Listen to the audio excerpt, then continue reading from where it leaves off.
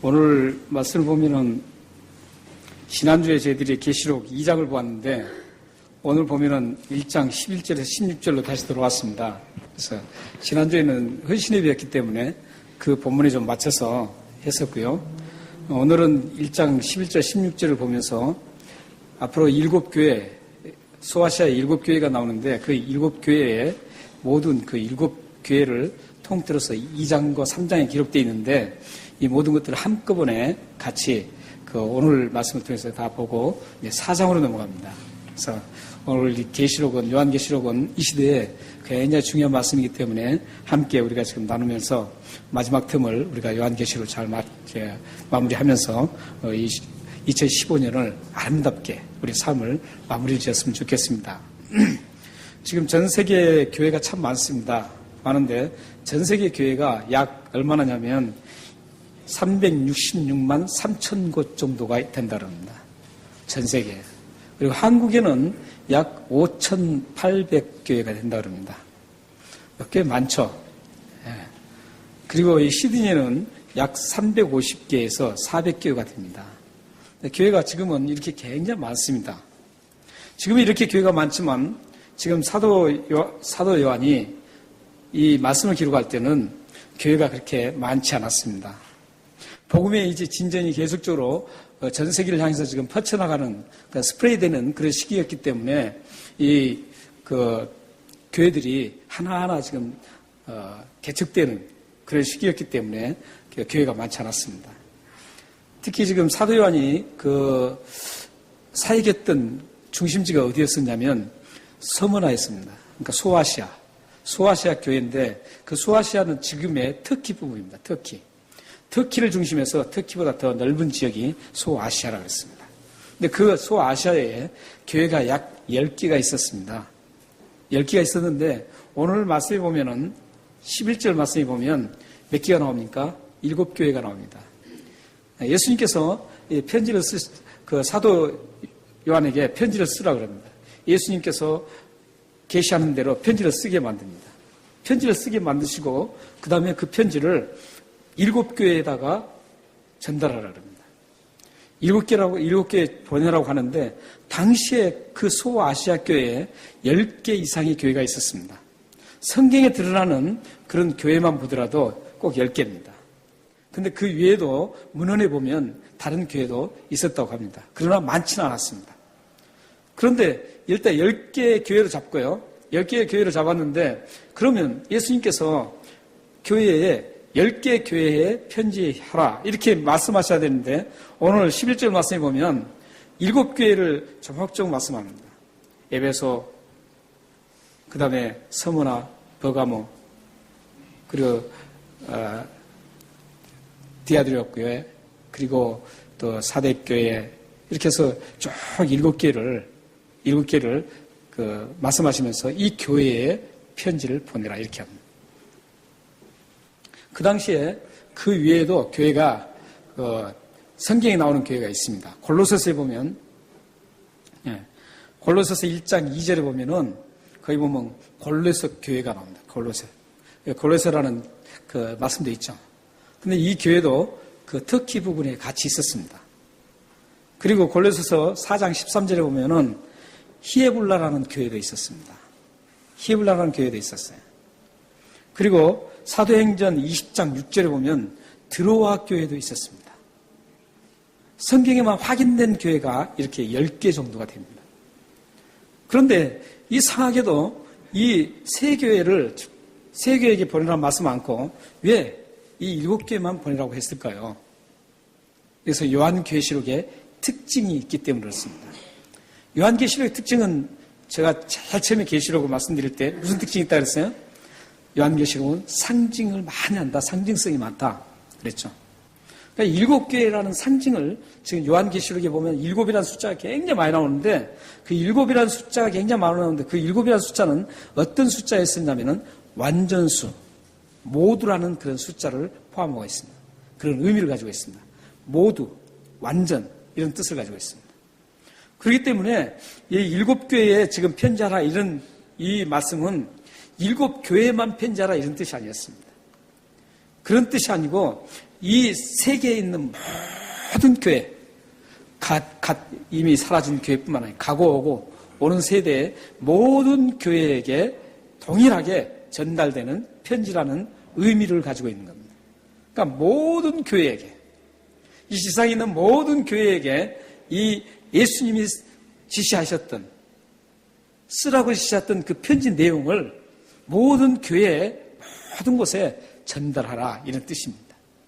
그렇기 때문에 지금 우리 북부 해변 장로교회도 그 말씀이 동일하게 전달되어야 한다는 것이죠.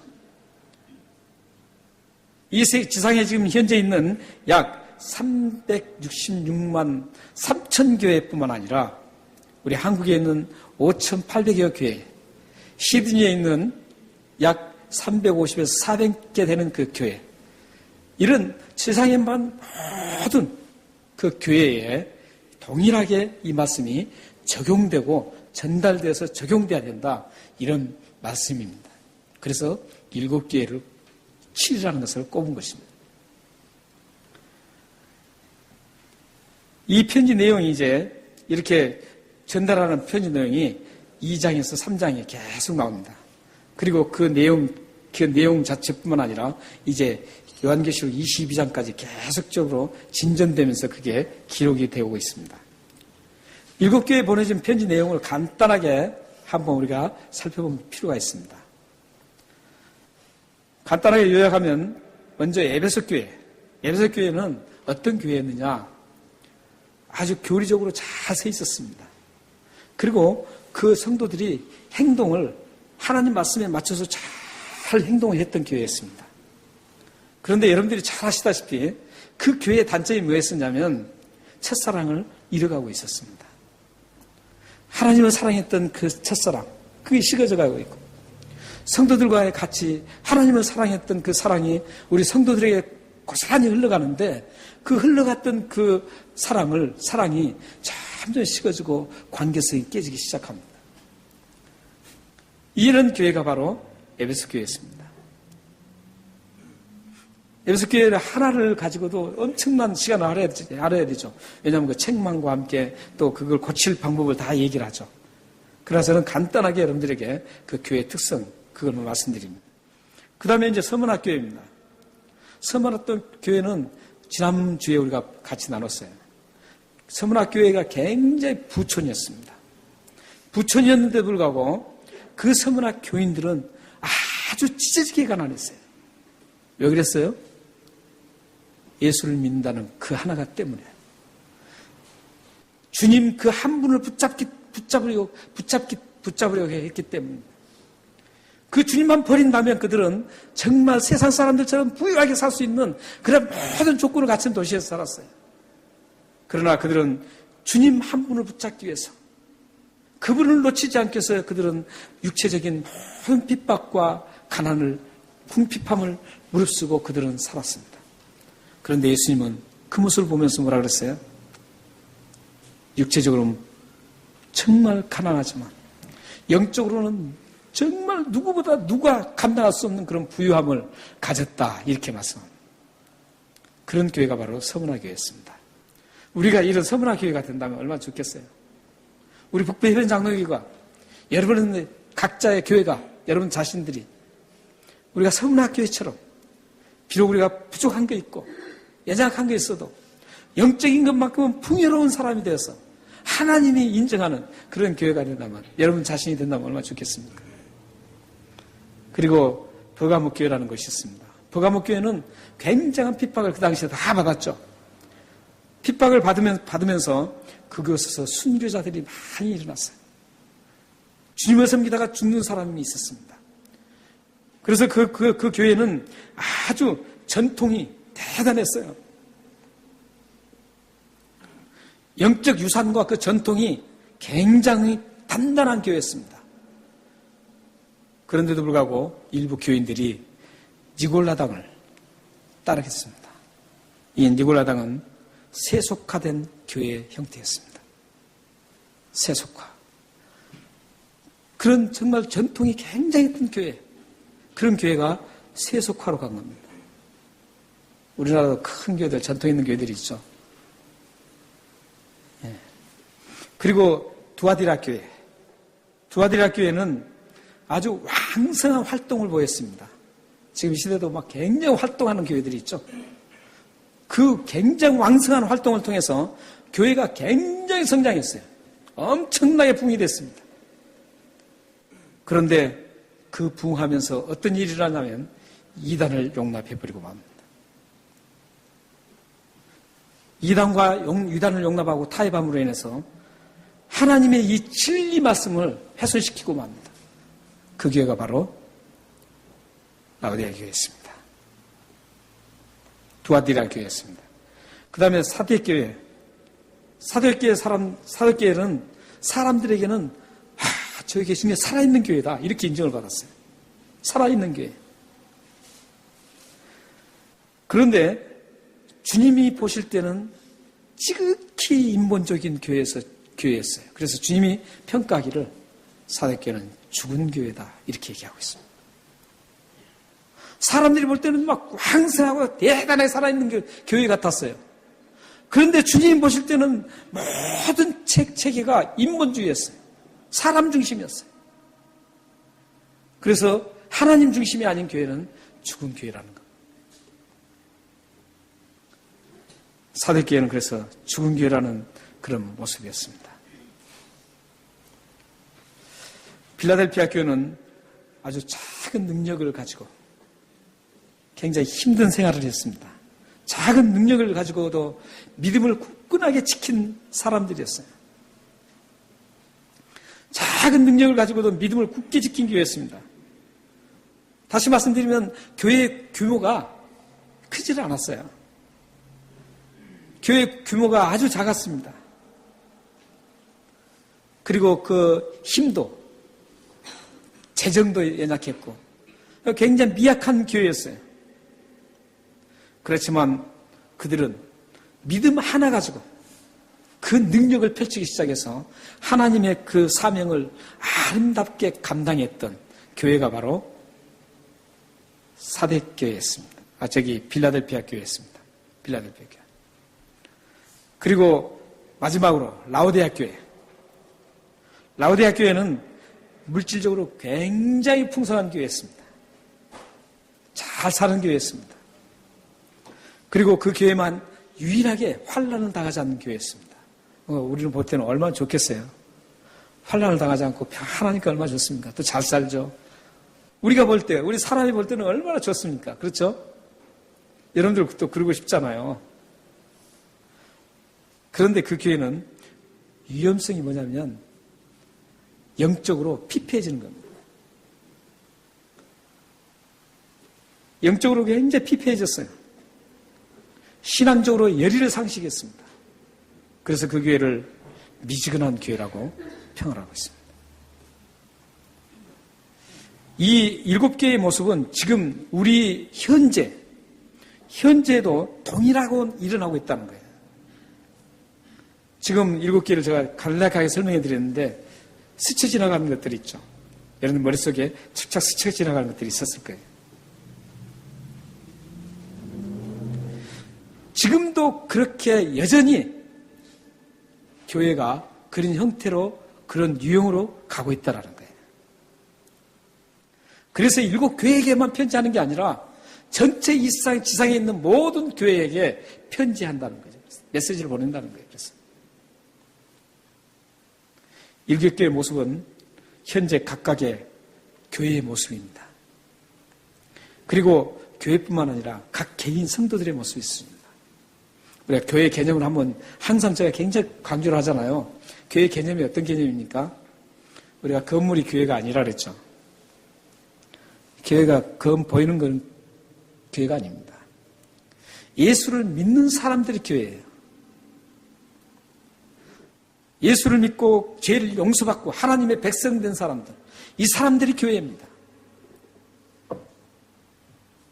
그렇기 때문에 여러분들 각자가 예수 믿는 여러분 각자가 교회예요. 이 교회가 함께 모인 공동체가 교회로 모이는 거예요. 그러므로 이 교회라는 거예요. 그러니까 여러분들 각자에게 각자 이 7교회의 형태가 여러분 각자에게 다 나타날 수가 있습니다. 어떤 분은 에베소서 교회처럼 성경의 지식과 모든 걸 잘 알아요. 그 독트린, 교리를 잘 압니다.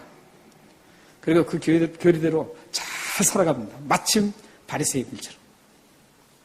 그런데 그 사람들의 문제가 뭐였어요? 에베소 교회가 사랑이 없다는 거예요. 사랑이 없어요. 우리 중에는 그런 분도 있을 수가 있어요. 이 지상에 있는 모든 교회가 그런 교회가 있을 수가 있어요. 뿐만 아니라 서문학교회처럼 참 힘들어요. 물질적으로도 힘들어요. 그 힘든 게 내가 못 벌어서가 아니에요. 세상 사람처럼 얼마든지 속이고 사기치면 잘 살 수 있는 사람이에요. 그러나 그걸 못해요. 못해서 가난한 거예요. 이게 그리스도인들이라고요. 서문학교예요. 그게. 육체적으로 물질적으로는 정말 힘들어요. 또 더군다나 핍박까지 받아요. 예수 믿는다고 죽여요.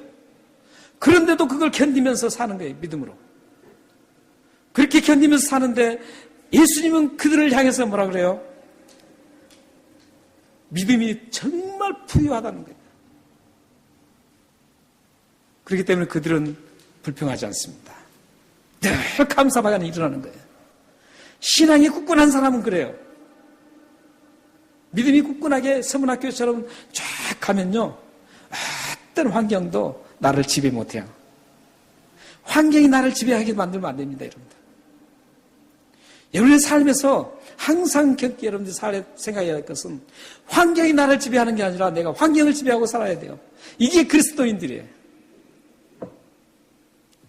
서문학교에 있어요, 이게. 우리 중에 얼마든지 그런 분들이 있어요. 저 주위에도 그런 분들 계세요. 참 힘들게 사시는데도 불구하고 믿으면은 정말 참 부유해요. 하나님만 바라보고 그 하나님을 믿는 그 신앙이 대단히 부유해요. 그래서 그는 불편한 것도 많고 힘들지만 늘 감사하는 모습이에요. 그런 모습을 저는 보는 분들이 있어요. 교회도 마찬가지죠. 공동체 교회도. 어떤 교회는 크게 엄청나게 지어놨어요. 여러분들 아시다시피 한국에 얼마나 수천억을 들어서 교회를 짓지 않습니까? 그렇게 지어놨는데도 불구하고 맨날 싸우기만 하고 말이죠. 평안이 없어요. 서로 으르렁거리면서 말이죠. 어떻게 하면 내가 세력을 더 거머쥘 것인가 하고 막 그렇게 가는 그런 교회들도 있어요. 그러나 작은 개척교회지만 그 지하에서 정말 목사님이 끼니를 걱정하는 그런 교회지만 서로 사랑하면서 영적으로 풍요로움을 누리는 교회도 있습니다. 물론 제가 극단적인 말씀을 했는지 모릅니다. 큰 교회도 아주 그렇게 풍요롭게 영적으로 왕성하게 가는 교회가 있어요. 자연교회가 아주 힘든 영적으로 피폐한 교회가 있어요. 그러나 이 지상에는 지금 그런 교회가 있다는 거죠. 여러분 각자도 그런 유형의 성도가 있다는 것. 라오디게아 교회는 어땠습니까? 물질이 풍성했죠. 그리고 버가모교회는 전통이 쫙 서 있죠. 우리 집 가정은 신앙의 가문. 우리 교회는 아주 200년 된 교회, 이 전통. 그게 뭐가 중요합니까? 그게 중요한 게 아니에요. 지금 현재 하나님 앞에 진실되게 하나님 말씀을 사수하고 이 진리의 말씀을 끝까지 붙들고 가는 그런 교회, 여러분 그런 분들이 돼야 되는 거죠. 어떤 교회, 어떤 성도는 사대교회 같이 사람들에게는 정말 뜨거운 갈채를 받습니다. 저 교회는 대단해 하면서 막 뜨거운 갈채를 받아요. 하지만 하나님 볼 때는 그게 아니라는 거예요. 하나님 볼 때는 죽은 교회라는 거죠. 죽은 교회. 그런 교회가 있을 수 있다는 것이죠. 우리 신앙생활 하면서 우리에게도 심지어는 여러분들이 김석도 목사, 대단해. 박수 칠 수 있어요. 그러나 하나님은 저를 어떻게 평가할지 몰라요. 사람의 박수가 중요한 게 아니에요. 하나님이 나를 어떻게 평가하고 있는가? 하나님이 우리 북비변장로교를 어떻게 평가하고 있는가? 이게 중요한 거예요. 여러분 가정이 다른 사람들로부터 뭐 어떻다 이런 게 중요하잖아요. 하나님이 여러분 가정을 어떻게 보느냐는 거예요. 여러분 자녀를 어떻게 보느냐는 거예요. 이게 중요합니다. 버가모 교회처럼 순교자를 배출하고 그 전통이 있는 교회일지라도 그건 세속에 물들어 버린다면 아무 소용없습니다. 지금 이게 우리 한국교회의 가장 문제입니다. 여러분들 많이 들으셨잖아요. 교회가 물질주의, 세속화로 갔다. 지금 현재 우리 한국교회가 정말 이 부분에 대해서 우리가 정말 통곡을 해야 될 부분이에요.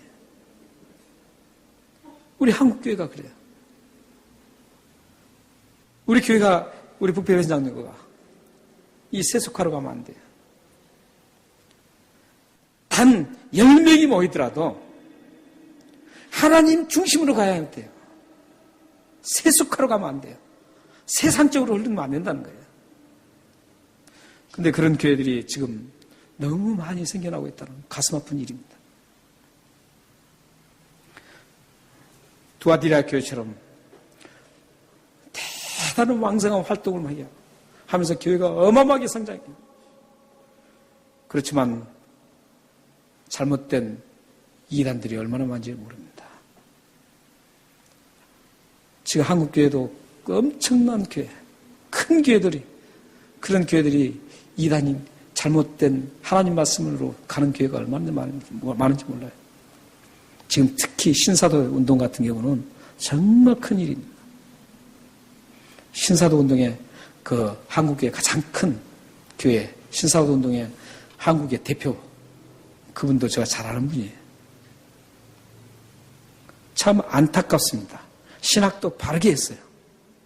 그런데도 그렇게 가는 걸 보면서 참 안타깝습니다. 사도교회처럼 사람들에게 박수를 받지만 인본주의로 빠져서 하나님 앞에 그렇게 그런 교회가 될 수 있고, 빌라델피아 교회처럼 아주 작은 교회 규모지만 재정도 연약하고 힘든 교회지만 믿음, 하나님을 믿는 그 신실한 믿음으로 이 세상을 능력 있게 하나님의 말씀을 감당하고 가는 그런 사명을 감당하는 그런 교회도 있습니다. 라오디게아 교회처럼 핍박도 받지 않고 물질이 풍성해서 미지근하게 열정도 식고 신앙도 식어버리는 그런 교회도 있을 수 있습니다.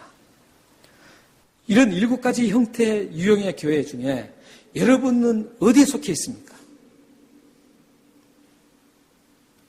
우리 교회, 우리 북배변장로회는 이 7가지 형태 중에 어디에 속해 있을까요? 이게 저의 고민이에요. 여러분 자신도 이걸 체킹하고 점검하면서 신앙생활 하셔야 돼요.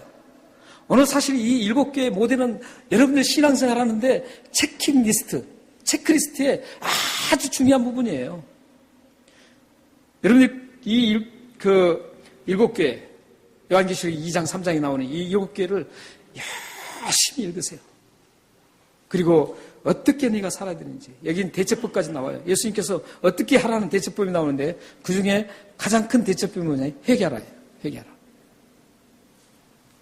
회개하라는 건 뭘까요? 돌이키라는 거예요. 그게 대책이에요. 가장 큰 대책이에요. 근데 여러분들이 지금 여기 앉아 계시지만 나는 지금 이 7개 교회 유형 중에 나는 어떤 유형에 속했을까? 이 정도는 알고 신앙생활 해야 되지 않나요? 그냥 무턱대고 신앙생활 하면 뭐 이게 된장인지 똥인지 모르잖아요. 믿음인지 믿음이 아닌지 몰라요. 내가 믿음으로 잘 가고 있는지 점점 후퇴하고 있는지 그걸 구분을 못하면 되겠어요? 안 되잖아요. 근데 이 7 교회를 통해서 여러분들이 내가 신앙에 성장을 할 수 있는, 성장하고 가고 있는지, 후퇴하고 있는지, 이걸 여러분들이 점검할 수 있는 좋은 모델을 예수 그리스도께 주셨다는 거예요. 감사하죠. 그래서 이 일곱 개에 보낸 편지가 예수님의 사랑이 가득 담긴 편지예요. 오늘 설교 제목입니다. 그렇게. 예수님의 사랑이 가득 담긴 편지 내용이 지금 이 2장 3장에 나오는 에베소 교회 7개의 교회에 편지하는 내용입니다. 예수님 사랑이 가득 담겨 있어요. 예수님이 왜 이렇게 썼을까요? 지금 이렇게 잘못 나가고 있는 그 신앙을 그래 너희들 그렇게 가서 망해라 이렇게 하기 위해서 이거 썼을까요? 아니에요. 예수님이 이걸 쓰신 이유는 이렇게 이 세상에 살다 보면 이런 일들이 계속 있을 수 있는데 그걸 잘 대처하고 승리하라. 내가 끝까지 지켜줄 테니까 승리하라. 인도해 줄 테니까 끝까지 붙들고 가라. 나만 믿고 가라. 이거예요 지금. 그러면 내가 승리케 해서 하늘나라의 킹덤업과 하늘나라에 입성시켜 주겠다는 거죠. 이게 7교회에 편지 쓴 내용입니다.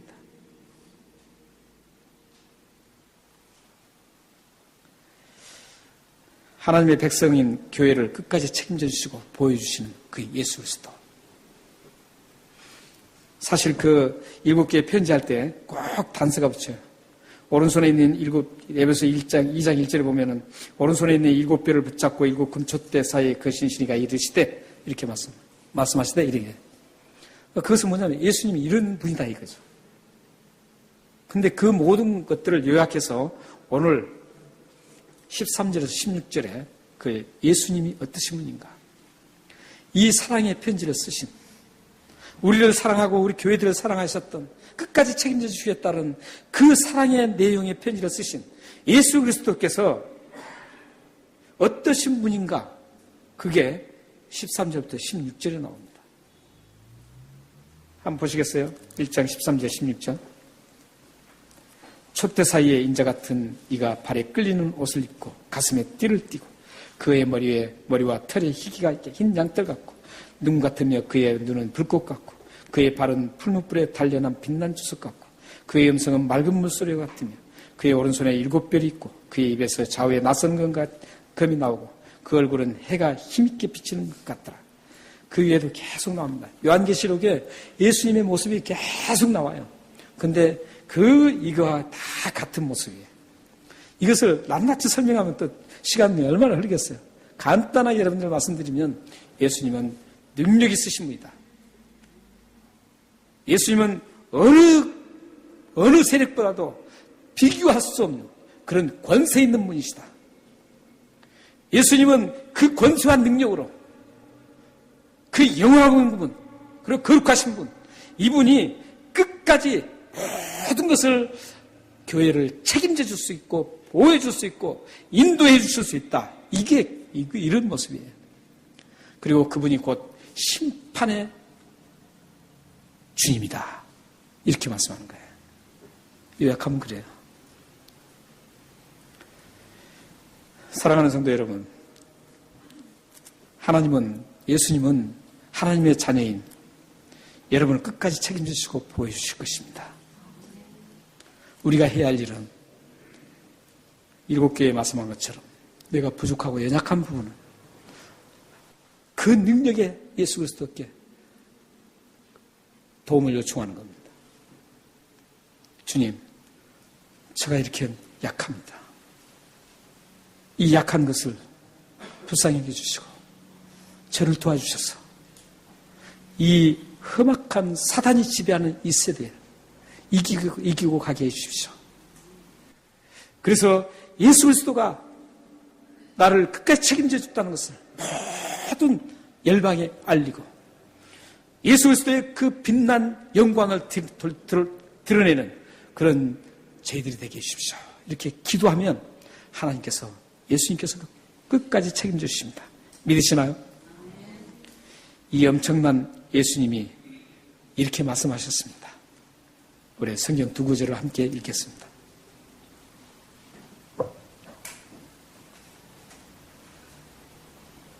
안 했어요? 안 했습니까? 있네요. 자, 읽겠습니다. 시작. 내가 너에게 분부한 모든 것을 가르쳐 지키게 하라. 벌저다 내가 세상 끝날까지 너희와 항상 함께 있으리라 하시니라. 언제까지 있다 그러죠?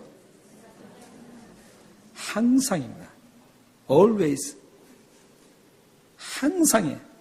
Sometime이 아니에요. 예, 그리고 한번 보시죠. 요한복음 14장 18절. 한번 읽겠습니다. 시작.